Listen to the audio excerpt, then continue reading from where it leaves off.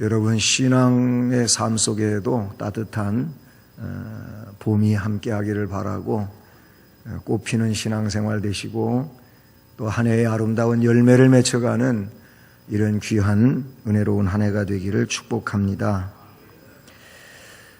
이제 성경의 마지막 책인 요한계시록, 이제 매주 수요 예배 시간에는 이 요한계시록을 강해하도록 하겠습니다.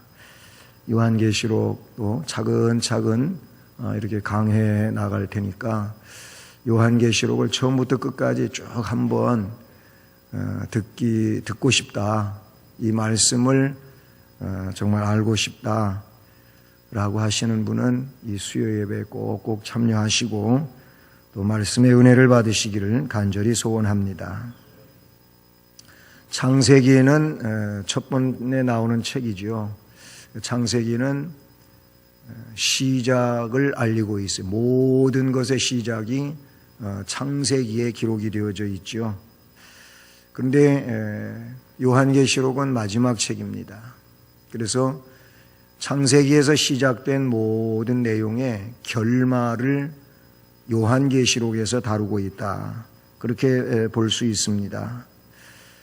그래서 요한계시록은 마지막 심판입니다. 그리고 영원한 하나님의 나라에 대하여 말씀해 주고 있습니다. 계시록은 오늘 본문에도 나타나고 있지만은 사도 요한이 주의 성령의 역사에 의하여 기록한 책입니다.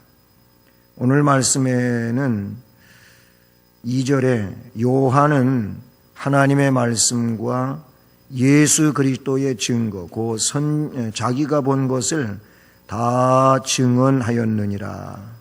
하나님은, 우리 주님은 그 1절 중반에 있는 것처럼 그의 천사를 그 종 요한에게 보내어 알게 하셨다, 이렇게 말씀해 주고 있어요. 예언의 책이죠. 그리스도가 중심이 되고 심판과 종말에 대하여 계시하고 있는 책입니다. 말세를 당한 우리 성도들은 계시록을 좀 덮어둘 책으로만 그렇게 생각질 말고 좀 깊이 연구하고 이해해야 될 줄로 믿습니다.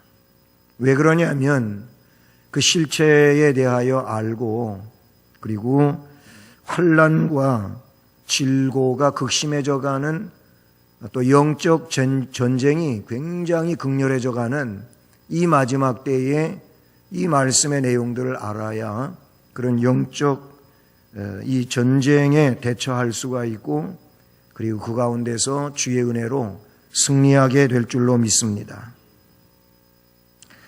1장 1절에 나타나고 있는 말씀처럼 요한계시록은 예수 그리스도의 계시입니다. 요한이 주의 천사를 통해서 받은 그 계시의 내용을 담고 있다, 그런 얘기죠.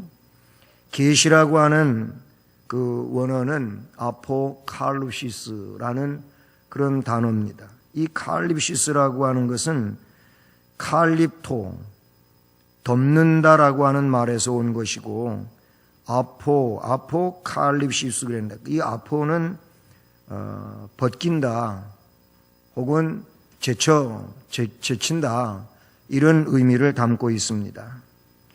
그래서 이 말을 합성어를 종합해 보게 되면은 숨겨져 있는 것을 벗겨서 드러낸다, 감춰져 있는 것을 그거를 풀어서 보인다, 이런 의미를 담고 있는 것입니다. 이 내용을 그러니까 감춰져 있는 것인데 하나님은 요한을 통해서 드러내신 겁니다. 그것을 그대로 알 수 있도록 보여주셨다, 이렇게 우리가 볼 수 있는 것이죠.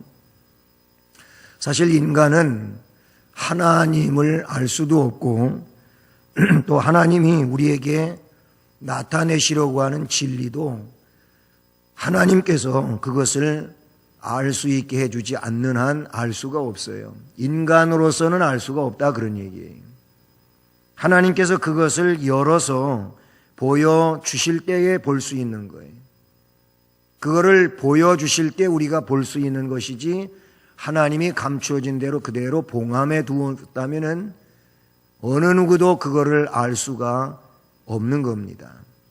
그러므로 요한계시록은 하나님이 공적으로 요한을 통해서 그거를 오픈시켰다, 이렇게 보시면 되는 겁니다. 요한은 반모섬에서 이 계시를 받았습니다. 그리고 그렇기 때문에 요한은 이 계시의 증거자가 된 것이고, 또 요한은 하나님의 말씀과 예수 그리스도를 증거하는 이 증거만 오로지 감당했었다, 이렇게 볼 수가 있어요. 그 내용을 2절 3절에서 그렇게 말하고 있어요. 요한은 하나님의 말씀과 예수 그리스도의 증거, 곧 자기가 본 것을 다 증언하였다. 성경에도 그런 말씀들이 나오지만 보고도 잊어먹어요. 알았는데도 잊어먹어요. 이런 부분들이 성경에 나와요. 그런데 요한에게는 주의 영이 함께함으로 말미암아 자기가 본 것을 그대로 다 증언했다라고 기록하고 있어요. 그것은 본인의 지식이 아니고, 아니면 본인의 어떤 그 능력이 아니에요. 주님이 그를 통하여 모든 것을 다 드러내시기를 원하셨기 때문에 요한에게 그 능력을 부여하신 것이고, 그런 계시의 영을 함께 해주신 줄로 믿습니다. 그래서 그는 이 말씀에 기록된 것처럼 자신이 본 거를 다 증언했다라고 말하고 있는 것이지요. 그러니까 요한은 하나님이 쓰시는 도구로서 생각할 때 우리의 입장에서 보면 아주 대단한 인물이에요. 훌륭하신 분이라고 그렇게 말할 수도 있다고 봅니다. 요한은 그래서 이제 뒤로 쭉 펼쳐지겠습니다만, 이 요한계시록에 우리 주님께서 그에게 보여주신 이 계시적 파노라마가 정말 놀랍게 드러나고 있는데, 그래서 그런 것들을 보기는 보았는데, 자, 이 땅 위에 있는 것, 인간이 이해할 수 있는 한계가 뭡니까? 세상의 사물들이고 사람이 볼 수 있는 한계에 있지 않겠어요? 그래서 요한은 그것들을 말할 때 그 자기가 본 것들, 하늘의 것들, 이 본 것을 표현할 때 세상에 있는 것과 그래도 유사한 것이 있지 않겠어요? 그래서 그것 같다고 말해요. 무엇 같고 무엇 같고 무엇 같고 이렇게 말하고 있는 거예요. 그러나 그런 것 같다고 말하고 있지 그것이라고 말할 수는 없는 거죠. 그러니까 세상에 우리들이 본 것을 근거해서 이해력을 가지기 때문에 요한이 본 것은 세상에 있는 그것과 똑같은 것은 아닌 거예요. 그러나 사람이 이해할 수 있기 위해서 무엇 같고 무엇 같고 무엇 같더라 이렇게 말하고 있다는 사실이죠. 요한계시록에는 크게 7가지 복을 이야기해 주고 있어요. 그 7가지 복을 오늘 1장 3절에 첫 번째 복이 나오는데, 이 예언의 말씀을 읽는 자, 듣는 자, 지키는 자가 복이 있다 그랬어요. 이게 첫 번째 복으로 나오는 거예요. 그 다음에 14장 13절에 내려가 보면 지금 이후로 주 안에서 죽은 자들이 복이 있다. 세상을 살다가 누구든지 다 죽음에 이르게 되는데, 그렇지요? 다 일시적인 삶을 살아요. 이렇게 유한한 삶을 살아가는데 그가 어느 누구든지 죽게 되었는데 죽을 때 주님 안에서, 즉 예수 그리스도를 믿다가 세상을 떠나는 자들은 복이 있다. 우리는 그런 사람들이 돼야 될 줄로 믿습니다. 그 다음에 세 번째 내용은 16장 15절에 나오는데, 주님이 도둑같이 오신다 그랬어요. 갑자기 몰래 너희들이 느끼지 못하는 순간에 그렇게 오신다 그랬거든요. 그렇게 오기 때문에 누구든지 깨어 있어서 자기 옷을 지켜 벌거벗고 다니지 아니하고 자기의 부끄러움을 보이지 않는 자가 복이 있다. 그러니까 영적으로 칭의의 옷을 제대로 입고 사는 자, 이 사람들이 자기 옷을 지켜서 벌거벗고 다니지 않은 자인 것이며 부끄러움을 보이지 않는 자예요. 이런 사람들이 복 있는 사람이라 그랬어요. 그 다음에 네 번째는 계시록 19장 9절 말씀에 나오고 있는데 어린 양의 혼인잔치의 청함을 받은 사람들이 복 있다 그랬어요. 그러니까 천국 잔치에 초대된 사람들이 복이 있는 거예요. 그 잔치에 이제 들어올 수 있는 사람들이 복이 있는 거죠. 그리고 다섯 번째로는 계시록 20장 6절 말씀에 근거하고 있는데 첫째 부활에 참여하는 자가 복이 있다. 이 첫째 부활에 참여하는 자들이 둘째 사망이 그들을 다스리지 못한다. 둘째 사망이 그들을 다스릴 권세가 없어요. 첫째 부활에 참여하는 사람들. 여섯 번째로는 계시록 22장 7절에 나오고 있는데 앞에도 말씀에 나타나고 있었지만 보라 내가 속히 오리니 이 책에 예언의 말씀을 지키는 자가 복이 있다. 앞에는 읽고 듣고 지키는 자라 그랬어요. 첫 번째 나올 때 여러분 말씀을 읽는 자도 있고 말씀을 듣는 자도 있어요. 점점 주님 오실 날이 가까워 올수록 말씀을 읽는 데까지는 그래도 사람들이 꽤 있는데 말씀을 지키는 일이 희박해진다는 거예요. 여러분 성경에서 기록하고 있는 말씀을 지키는 일이 복 있는 거예요. 이거 아주 중요한 일입니다. 오늘 이 시대에는 말씀을 듣는 일이 참 많아요. 그냥 이런 설교 매체들이 얼마나 많습니까? 그래서 말씀을 들으려면은 24시간 계속 들을 수도 있는 거예요. 그만큼 말씀을 들을 수 있는 기회는 많아요. 근데 중요한 건 말씀을 그렇게 많이 듣는데 말씀을 지키는 이 일들은 점점 그 비율이 낮아진다고 하는 거예요. 교회에 나오고 예배를 드리고 그런데 말씀을 지키는 일이 점점 시들어지고 오늘 이 시대에 경종을 울리는 그런 이야기라고 볼 수 있는 거예요. 주의를 지켜라 말씀이에요. 그런데 잘 못 지키잖아요. 아니 어떻게 보면 안 지키는 사람도 있는 거예요. 그냥 그렇게 사는 거지요. 하나님의 말씀 속에 나타나고 있는 일들은 시대의 상황에 따라 가지고 그게 변질될 일이 아닌 거예요. 그런데 사람들은 그거를 잘 변질시키는 거예요. 그래가지고 그냥 자기 방식대로 아니면 환경을 탓해가면서 그러는 거죠.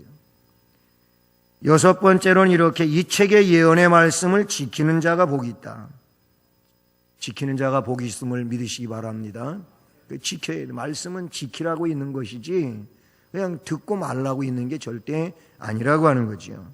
마지막 일곱 번째의 복은 뭐냐? 계시록 마지막 장 22장 14절에 그 두루마기를 빠는 자들이 복이 있다. 계시록에 이러이러한 자들은 복이 있다, 복이 있다, 복이 있다 7번 나오는데 그 마지막이 그 두루마기를 빠는 자들은 복이 있는데 이는 그들이 어디에 나가냐면은 생명나무에 나간다 그랬어요. 얼마 전에도 말씀드렸지만은 창세기의 내용에 보면 타락과 함께 생명나무에 못 가요. 그런데 예수 그리스도로 말미암아 생명나무에 나아가는 복을 얻게 되었어요. 예수 안에서 주님으로 말미암아 이 사람들은 생명나무에 나아가고 문들을 통하여 성에 들어갈 권세를 얻는 자예요. 그러니 두루마기를 빠는 일이 얼마나 우리가 해야 할 귀중한 일입니까? 이 말은 곧 뭐냐면 철저히 회개하라는 얘기예요. 두루마기를 빤다고 하는 것은 회개의 삶을 말하는데, 이 회개의 삶을 제대로 사는 사람이 생명나무에 가고 성에 들어갈, 문들을 통해서 성에 들어갈, 천국에 들어갈 권세를 얻는 자입니다. 할렐루야. 계시록을 기록한 가장 중요한 기록 목적은 성도들에게 영생의 복을 주기 위하여 기록하신 것인 줄로 믿습니다. 그래서 오늘 첫 번째 내용으로 그 3절 말씀이 오늘 근거가 되겠는데, 이 예언의 말씀을 읽는 자가 복이 있다. 읽는 자. 우리는 말씀에 대하여 첫째는 읽는 일이 필요해요. 그리고 듣는 일이 필요해요. 그리고 세 번째로 지키는 일이 필요한데, 오늘 이 세 가지의 내용을 살펴보려고 합니다. 자, 읽는 자가 복이 있다 그랬어요. 여기 읽는다고 하는 것은 그냥 단순하게 이 성경 요한계시록을 1장부터 22장까지 읽어가는 것만을 말하는 게 아니에요. 그냥 책 읽듯이 읽어가는 것만을 말하는 것이 아니고, 계시록의 분위기대로 말을 한다면 언제, 어느 때, 어떤 일이 당하는지 알 수 없는 위기지만, 이런 상황의 시대지만 하나님의 말씀, 예수 그리스도의 이 예언의 메시지를 읽어가야 된다는 거예요. 무슨 얘기냐면 우리의 환경 속에서 이 말씀은 그 중심에 의하여 읽혀져야 된다라는 얘기인 것이죠. 어떤 사람이 말씀을 제대로 읽겠습니까? 말씀을 제대로 읽는 사람은 말씀을 갈급한 심령으로 사모하는 자가 말씀을 읽게 되어 있어요. 말씀에 사모함이 없으면 말씀 안 읽습니다. 다른 거 TV를 보거나 인터넷을 하거나 아니면 스마트폰을 주물럭거리는 이런 시간은 가지고 있어도, 아니 요즘 젊은 애들 얘기로다가 멍 때리는 시간은 있어도 성경은 안 읽어요. 말씀에 대한 사모함이 없으니까. 말씀을 갈급하게 사모하는 사람이 말씀을 읽고, 그래서 그 말씀에 의하여 복이 주어지게 되는 줄로 믿습니다. 기도를 해야 되는데 기도의 필요성을 못 느끼는 사람은 기도를 안 해요. 지금 정말 기도할 때인데 나는 기도의 필요성을 못 느끼니까 기도 안 하는 거예요. 기도하라고 말해줘도 기도를 안 해요. 말씀을 사모하실 수 있기를 축복합니다. 그리고 맛을 본 사람이 말씀을 읽는 거예요. 맛을 느낀 사람이 말씀을 읽어요. 말씀의 맛을 모르면 말씀에 가까이 다가서지를 않지요. 시편에도 보면 말씀의 맛을 보았기 때문에 다윗도 그랬고 다른 시편 기자도 그러고 뭐라 그래요? 그 말씀을 어떤 맛으로? 꿀맛으로, 송이 꿀맛으로 여긴다 그랬어요. 할렐루야. 그러니까 최고 달게 느낀다는 얘기죠. 제가 아는 어떤 어린아이가 우리 아들 때문에 이렇게 연관된 아이인데, 그런데 이 아이가 그런 얘기를 해서 한참 웃었어요. 이제 꿀이죠, 꿀. 우리는 보통 뭐가 맛있다 그러면 야, 그거 꿀맛이다 그러죠. 꿀맛이다. 뭐가 맛있으면 진짜 꿀맛이다 그렇잖아요. 그런데 얘는 그거를 꿀맛이다 이 말을 띄어가지고 하니까 완전히 다른 얘기가 되더라고요. 꿀 맛있다 이렇게 되더라고요. 우리는 그냥 걔는 꿀이 맛있다 그런 얘기가 됐는데, 우리는 다른 것이 맛있다고 할 때 꿀맛이다 그러잖아요. 근데 걔는 어른들이 하는 얘기를 듣긴 들었는데 자기 이해 속에서는 그 꿀이 맛있다 그렇게 이해가 된 것 같아요. 그래서 꿀 맛있다 이렇게 이제 된 거지요. 여러분, 말씀이 꿀맛이면, 달게 느껴지면 말씀을 읽지 않을 수가 없다 그런 얘기예요. 말씀의 맛을 모르니까 말씀이 멀어지는 거예요. 또한 하나님의 말씀을 듣고 싶어하는 사람은 말씀을 읽게 되어 있어요. 하나님의 말씀을 정말 듣고 싶어하는 거예요. 왜? 하나님의 말씀은 성경 66권에 기록되어져 있으니까 하나님은 이 말씀을 통하여 오늘날도 말씀해 주시는 하나님인 줄로 믿습니다. 그러니까 기록된 말씀을 열심히 사모함으로 읽으면 하나님이 이 말씀을 통하여 나에게 말씀하시는 줄로 믿습니다. 이건 덮어두고 하나님이 나에게 직통계시로다가 뭘 말씀해 주시기를 원하고 있다면 이 사람 위험한 사람이에요. 자칫 신앙적으로 잘못될 수 있는 사람이에요. 직통계시를 자꾸 바라고 있으면 이거는 신앙적 곁길을 갈 수 있는 그런 확률이 높아요. 그러면 안 돼요.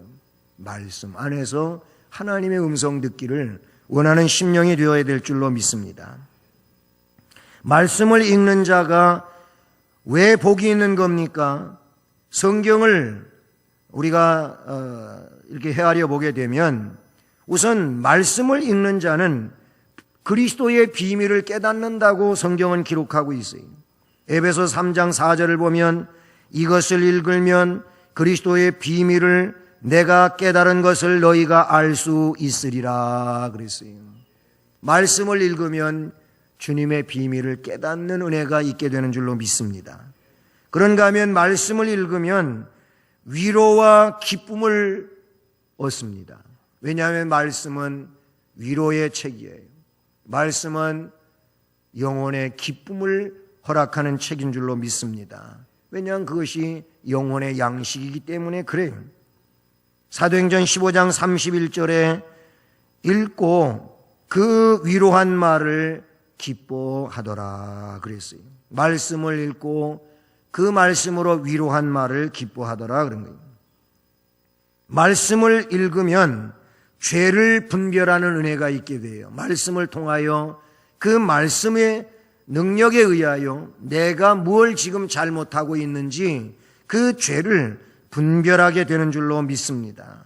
마태복음 12장 5절에 안식일에 제사장들이 성전 안에서 안식을 범하여도 죄가 없음을 너희가 율법에서 읽지 못하였느냐 이런 말이 나오는데 말씀을 읽으면 그것뿐만이 아니고 다른 모든 것에 대하여 분별하는 이런 은혜가 있게 되는 줄로 믿습니다.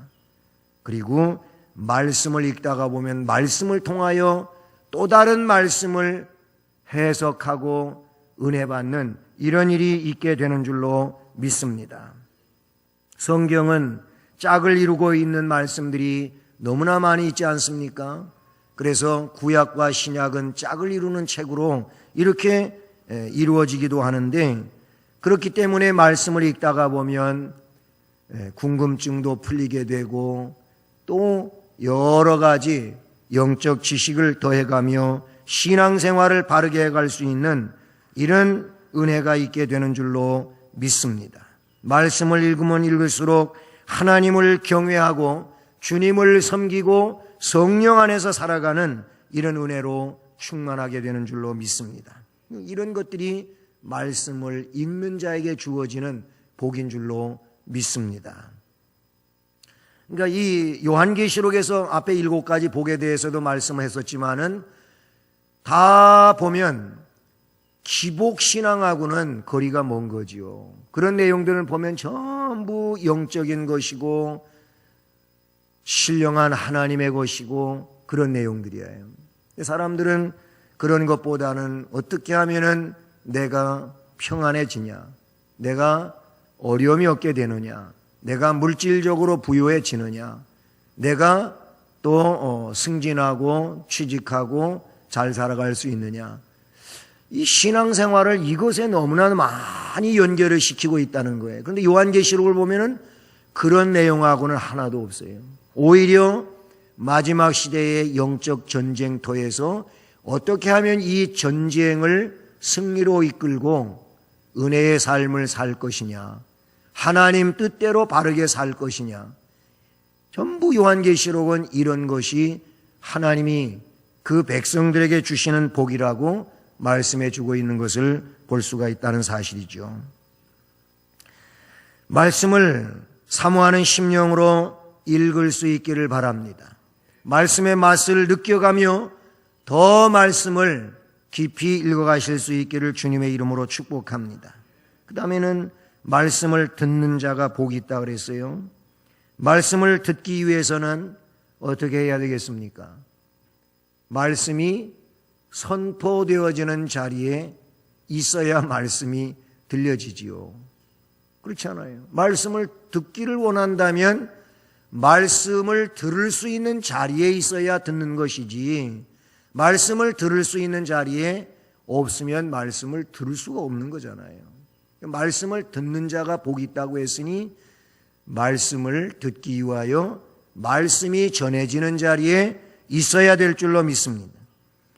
이 말은 곧 말씀이 강론되어지고 말씀이 선포되어지는 이 장소에 참여하라는 겁니다.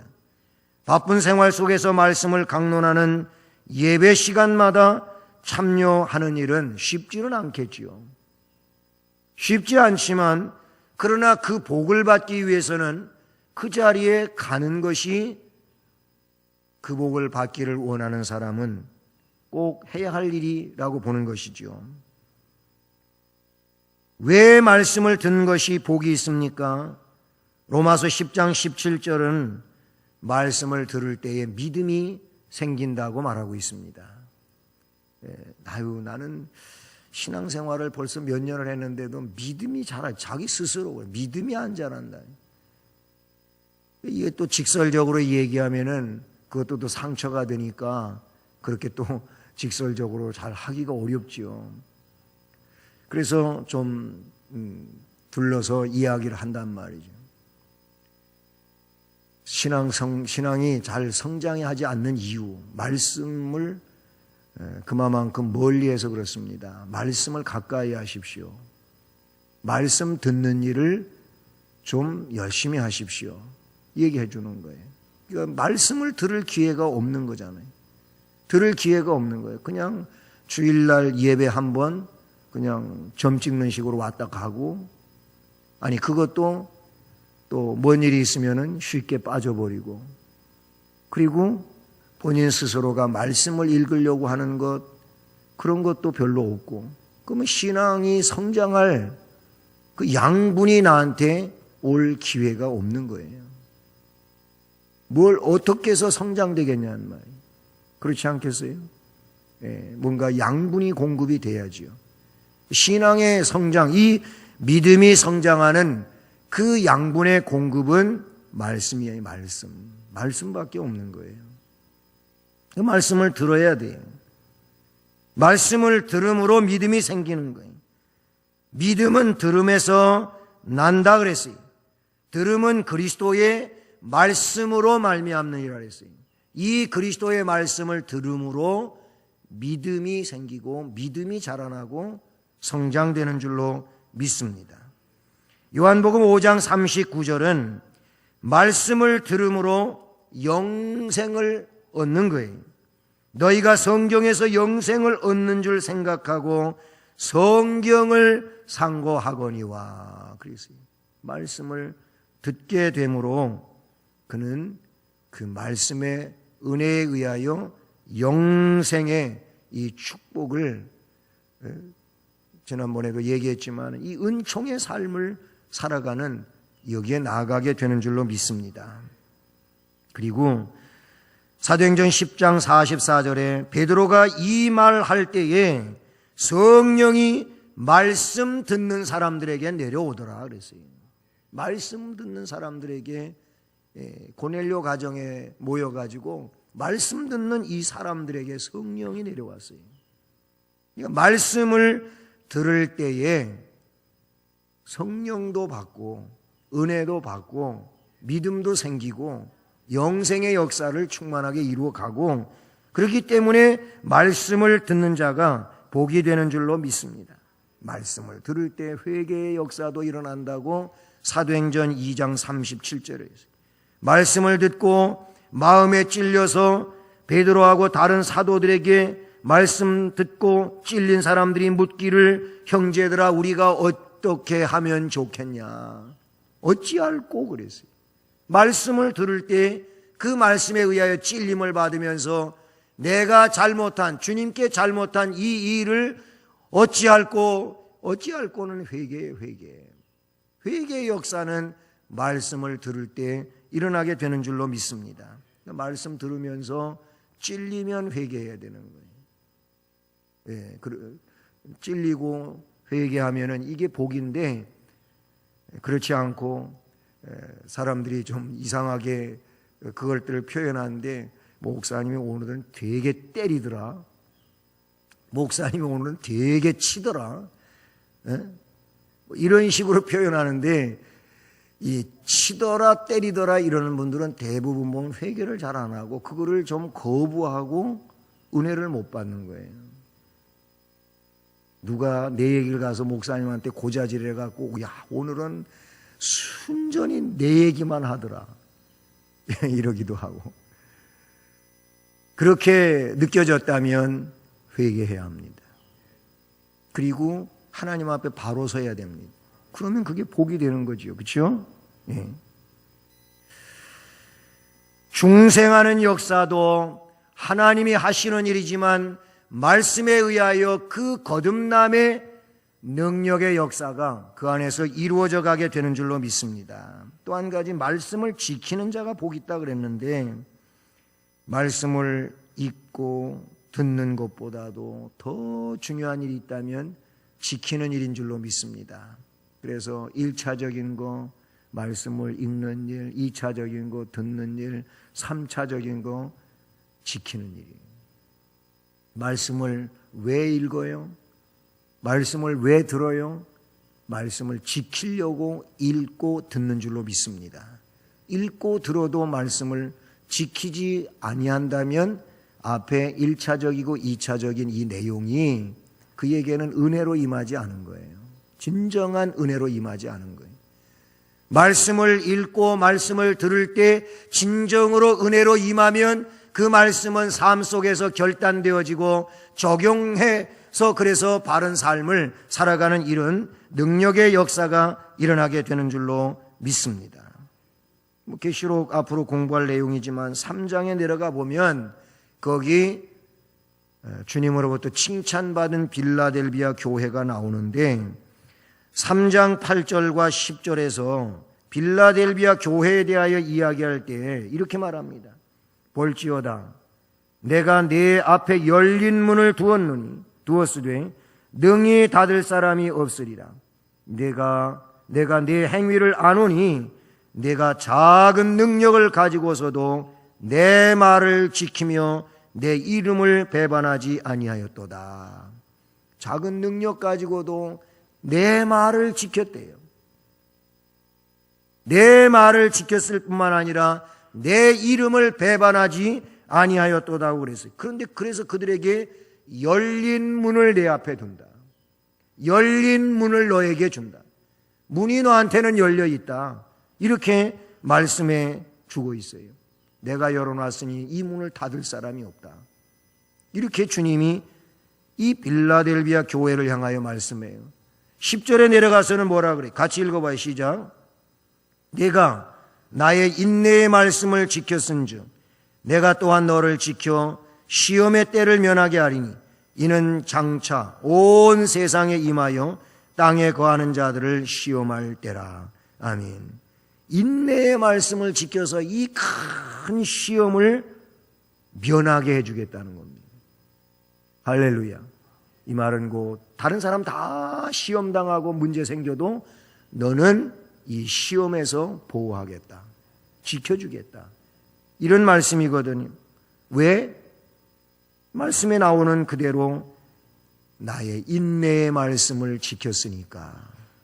인내의 말씀을 지켰으니까 결국 이런 복을 주겠다고 말씀하고 있는 것이죠. 그래서 말씀을 지키는 자가 복이 있는 줄로 믿습니다. 역시 말씀을 지키는 자들에게 어떤 복이 있나? 요한복음 8장 51절에서는 죽음을 맛보지 아니한다는 거예요. 영원한 형벌을 당하지 않는다는 거예요. 사람이 내 말을 지키면 죽음을 영원히 보지 아니하. 이 말은 둘째 사망에 안 간다 그 얘기예요. 요한계시록의 표현으로 말하면 영원한 사망이 있어. 이게 둘째 사망인데 이건 지옥의 형벌을 말하는 것이죠. 예. 사람이 내 말을 지키면 이런 복이 그에게 임한다는 거예요. 누가복음 11장 28절을 보니까 하나님의 말씀을 듣고 지키는 자가 복이 있느니라. 아멘. 주님은 산상수훈을 말씀하시고 결론으로 주어질 때에도 나의 이 말을 듣고 지키는 사람은 복이 있다. 어떤 복이? 무너지지 아니하는 집을 짓는 이런 사람이라는 거예요. 이 지혜로운 사람이라는 거예요.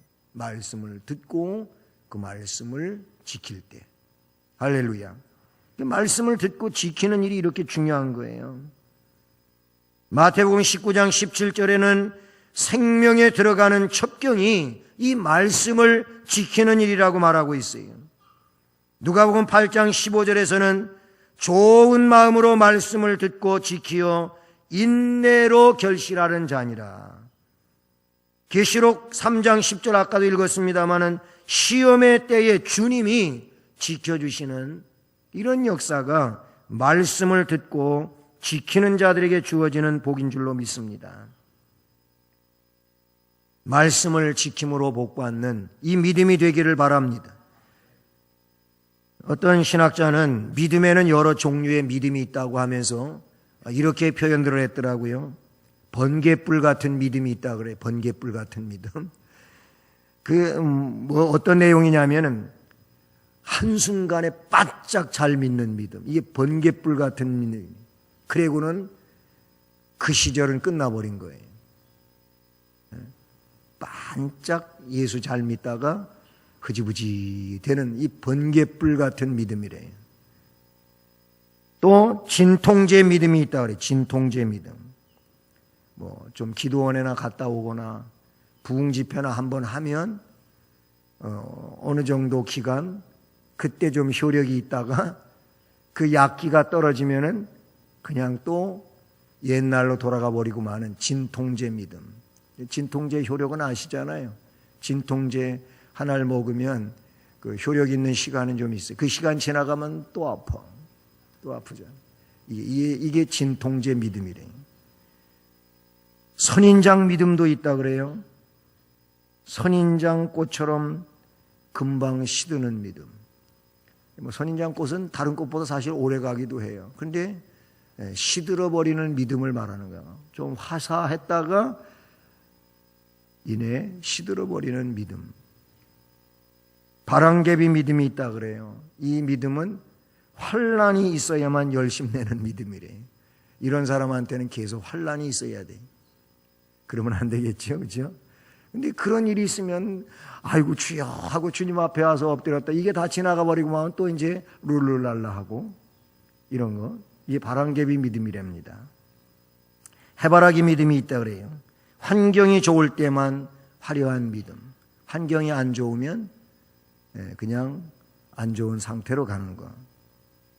근데 마지막으로 이런 믿음이 있어요. 전천후 믿음. 전천후 믿음. 네. 남자분들은 대다수 신발, 옷도 그렇고 신발도 그렇고 여자분들하고는 달라. 여자분들은 하루에도 두세 번 옷을 갈아입는 분들이 있어요. 남자분들은 구두도 전천후에 전천. 그냥 여름이나 가을이나 겨울이나 봄이나 그냥 그 구두만 신고 다니는 거예요. 그렇죠? 전천후 믿음. 우리는 전천후 믿음이 되어야 될 줄로 믿습니다. 전천후 믿음은 뭐냐면 항상 훌륭한 믿음이에요. 항상 훌륭한 믿음 되시기를 축복합니다. 그럼 왜 예언의 말씀을 읽고 듣고 지키는 자들이 복 있냐? 오늘 말씀 마지막 3절 끝부분에 보십시오. 중반 이하를 보면은 뭐라고 되어 있습니까? 예? 때가 가까움이라 그랬어요. 말씀, 이 예언의 말씀을 읽는 자, 듣는 자, 그 가운데 기록한 것을 지키는 자가 복이 있는데 왜 복이 있냐? 때가 가깝다는 거예요, 때가. 항상 말씀드리지만 때가 가까운 것은 두 가지인데 내가 주님 앞에 개인적 종말이 언제인지 모르고 내가 주님 앞에 설 날이 점점 가까이 다가오고 있는 거잖아요. 이런 면에서도 우리가 생각해야 되고 또 역사적인 종말인 주님 다시 오실 날이 점점 가까이 다가오고 있다는 거예요. 그런 면에서 볼 때 이 말씀을 읽고 듣고 지키는 자가 복이 있다는 거예요.